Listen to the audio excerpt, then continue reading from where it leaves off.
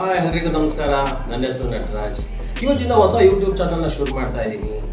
ಇದರಲ್ಲಿ ನಿಮಗೆ ಇನ್ಶೂರೆನ್ಸ್ ಬಗ್ಗೆ ಮಾಹಿತಿ ಕೊಡ್ತಾ ಹೋಗ್ತೀನಿ, ಫೈನಾನ್ಸ್ ಬಗ್ಗೆ ಕೊಡ್ತಾ ಹೋಗ್ತೀನಿ, ಇನ್ವೆಸ್ಟ್ಮೆಂಟ್ ಯಾವ ರೀತಿ ಮಾಡೋದು, ಸ್ಯಾಲರಿಲಿ ಪ್ರತಿ ಮೂಮೆಂಟಲ್ಲಿ ನಾವು ಉಳಿತಾಯ ಮಾಡಿದ್ದನ್ನು ಎಲ್ಲಿಗೆ ಹೂಡಿಕೆ ಮಾಡಬೇಕಂತ ಹೇಳ್ತಾ ಹೋಗ್ತೀನಿ. ಜೊತೆಗೆ ಯಾವ ಬ್ಯಾಂಕಲ್ಲಿ ಎಷ್ಟು ನಿಮ್ಗೆ ಇಂಟ್ರೆಸ್ಟ್ ಇದೆ, ಸ್ಮಾಲ್ ಫೈನಾನ್ಸ್ ಬ್ಯಾಂಕ್ ಇರ್ಬೋದು, ಕೋಆಪರೇಟಿವ್ ಬ್ಯಾಂಕ್ ಇರ್ಬೋದು, ಎಲ್ಲಿ ನಮ್ಮ ಅಮೌಂಟನ್ನು ಇನ್ವೆಸ್ಟ್ಮೆಂಟ್ ಮಾಡ್ಬೋದು ಅಥವಾ FD ಮಾಡ್ಬೋದು, ಎಲ್ಲಿಟ್ಟರೆ ಸೇಫ್ಟಿ ಅನ್ನೋದನ್ನ ನಾನು ನಿಮಗೆ ಹೇಳ್ತಾ ಹೋಗ್ತೀನಿ. ಇಷ್ಟು ಇನ್ಫಾರ್ಮೇಷನ್ ನಾನೇನು ನಿಮ್ಗೆ ಗಮನಕ್ಕೆ ತಂದಿದ್ದೀನಲ್ಲ, ಇಷ್ಟು ಇನ್ಫಾರ್ಮೇಷನ್ ನನ್ನ ಯೂಟ್ಯೂಬ್ ಚಾನಲಲ್ಲಿ ನಾನು ನಿಮಗೆ ಕೊಡ್ತಾ ಹೋಗ್ತೀನಿ. ಸೊ ಅದಕ್ಕೆ ನೀವೇನು ಮಾಡ್ಕೋಬೇಕು, ಸಬ್ಸ್ಕ್ರೈಬ್ ಮಾಡ್ಕೊಳ್ಳಿ. ಇವತ್ತಿನ ವಿಡಿಯೋದಲ್ಲಿ ನಿಮಗೆ ಇನ್ಶೂರೆನ್ಸ್ ಬಗ್ಗೆ ಒಂದು ಸ್ಮಾಲ್ ಬ್ರೀಫ್ ಎಕ್ಸ್ಪ್ಲನೇಷನ್ ಕೊಡ್ತಾ ಹೋಗ್ತೀನಿ.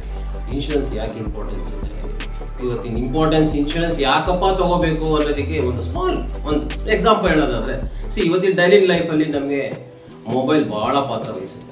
ಸಪೋಸ್ ಫಾರ್ ಎಕ್ಸಾಂಪಲ್ ಒಂದು ಮೊಬೈಲ್ ಕಳವಾಗ್ಬಿಟ್ರೆ ಸಾಕು, ನಾವೇನು ಮಾಡ್ತೀವಿ, immediately rush to the shop ಹೋಗ್ಬಿಡ್ತೀವಿ. ಶಾಪ್ ಅಂದ್ರೆ ಸ್ಟೋವ್ಗೆ ಹೋಗ್ತೀವಿ, ಮೊಬೈಲ್ ಸ್ಟೋವ್ಗೆ ಹೋಗ್ತೀವಿ. ಅಲ್ಲೇನು ಮಾಡ್ತೀವಿ, ಯಾರೋ ಫ್ರೆಂಡ್ಸ್ಗೋ ಯಾರ ಹತ್ರ ಫೋನ್, ಮಗ ದುಡ್ಡಿದೆಯಾ ಅದಿದೆಯಾ ಅಂತ ಏನೋ ಕೇಳ್ಕೊತೀವಿ, ಇಲ್ಲ EMI ಮೂಲಕನಾದ್ರೂ ಏನೋ ಮಾಡೋದು ಮೊಬೈಲ್ ತೊಗೊಂಡ್ಬಿಡ್ತೀವಿ ನಾವು. ಬಟ್ ಅಷ್ಟೇ ನಾವು ಸೀಮಿತ ಆಗಲ್ಲ. ಮೊಬೈಲ್ ತೊಗೊಂಡಿದ ತಕ್ಷಣ ನಾವೇನು ಮಾಡ್ತೀವಿ, ಇಮಿಡಿಯೇಟ್ಲಿ ಅದಕ್ಕೆ ಬ್ಯಾಕ್ ಕೇಸ್ ಆಗಿರ್ಬೋದು, ಸ್ಕ್ರೀನ್ ಗಾರ್ಡ್ ಆಗಿರ್ಬೋದು, ಏನೋ ಒಂದು ವ್ಯವಸ್ಥೆ ಮಾಡಿ ಕರೆಕ್ಟಾಗಿ ಹಾಕೊಂಡು ಸೇಫಾಗಿ ಸೇಫ್ ಗಾರ್ಡ್ ಮಾಡ್ತೀವಿ.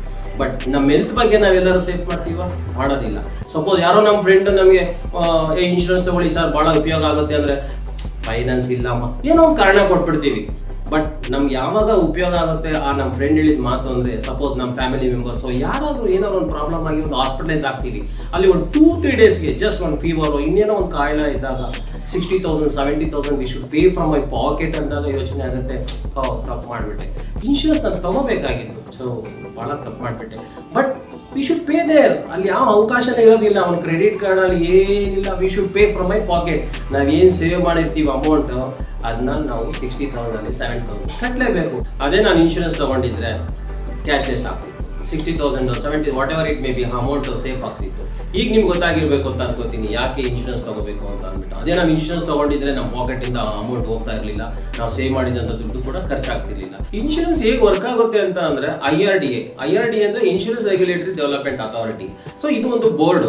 ಅಂಡರ್ ದಿಸ್ ಬೋರ್ಡ್ ಅಲ್ಲಿ ಏನಾಗುತ್ತೆ, ಇನ್ಶೂರೆನ್ಸ್ ಎಲ್ಲ ಇನ್ಶೂರೆನ್ಸ್ ಕಂಪ್ನೀಸು ಕೂಡ ಅಂಡರ್ ವರ್ಕ್ ಆಗುತ್ತೆ. ಫಾರ್ ಎಕ್ಸಾಂಪಲ್ ಈಗ ಬ್ಯಾಂಕಲ್ಲಿ ಹೇಗೆ RBI ಅಂಡರ್ ವರ್ಕ್ ಆಗುತ್ತೆ ಎಲ್ಲ ಬ್ಯಾಂಕು, ಅವ್ರದ್ದೇ ಆದ ರೂಲ್ಸ್ ರೆಗ್ಯುಲೇಷನ್ ಇರುತ್ತಲ್ಲ, ಅದೇ ರೀತಿ IRDA ಕೂಡ terms and conditions, rules and regulation, ಆ ಒಂದು ರೂಲ್ಸ್ ಇರೋದ್ರಿಂದನೇ ಇನ್ಶೂರೆನ್ಸ್ ಕಂಪ್ನೀಸ್ ವರ್ಕ್ ಮಾಡ್ತಾರೆ.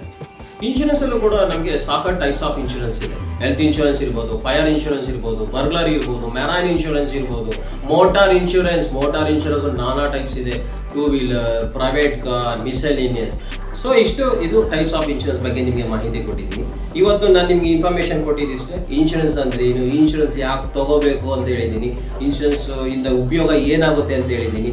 ಇವತ್ತಿನ ವಿಡಿಯೋದಲ್ಲಿ ನಾನು ನಿಮಗೆ ಇನ್ಶೂರೆನ್ಸ್ ಬಗ್ಗೆ ಮಾಹಿತಿ ಕೊಟ್ಟೆ, ಇನ್ಶೂರೆನ್ಸ್ ತೊಗೊಂಡ್ರೆ ಎಷ್ಟು ಉಪಯೋಗ ಆಗುತ್ತೆ ಅಂತ ಅಂದ್ಬಿಟ್ಟು ನಿಮಗೆಲ್ಲ ಗೊತ್ತಾಗಿದೆ ಅಂದ್ಕೊಳ್ತೀನಿ. ಇನ್ಶೂರೆನ್ಸ್ ಇಲ್ಲ ಅಂದರೆ ನಮಗೆ ಎಷ್ಟು ಪ್ರಾಬ್ಲಮ್ ಆಗುತ್ತೆ ಅಂತ. ಸೊ ಯಾರು ಹೊಸದಾಗಿ ವಿಡಿಯೋ ನೋಡ್ತಾ ಇದ್ದೀರಾ, ಸಬ್ಸ್ಕ್ರೈಬ್ ಮಾಡ್ಕೊಳ್ಳಿ, ಮತ್ತು ಬೆಲ್ ಐಕಾನ್ನ ಕ್ಲಿಕ್ ಮಾಡೋದು ಮರಿಬೇಡಿ. ಮತ್ತೆ ನಾನು ನಿಮ್ಗೆ ನೆಕ್ಸ್ಟ್ ವಿಡಿಯೋದಲ್ಲಿ ಸಿಗ್ತೀನಿ.